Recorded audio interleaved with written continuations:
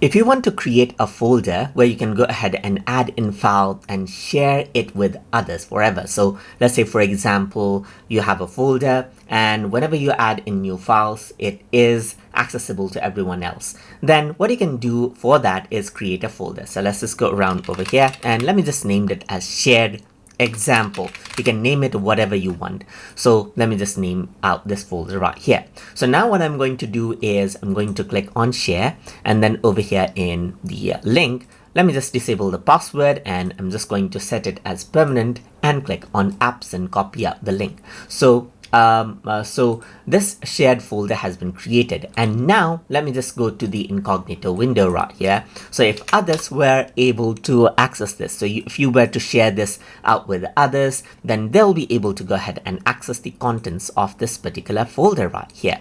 So now let's say, for example, right now you don't have anything in the folder, as you can see right here, but as soon as I were to keep any files inside, so let's say, for example, I'm going to go ahead and keep these two files right here.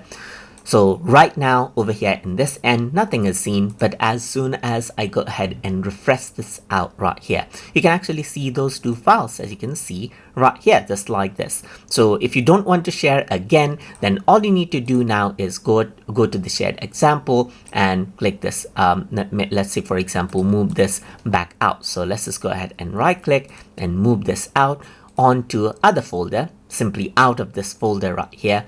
And then what happens is that this file won't be accessible anymore again.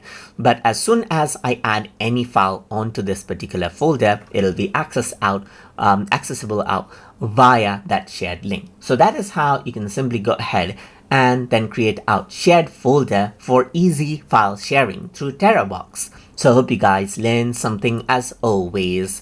And as always, please like, comment, share, and subscribe.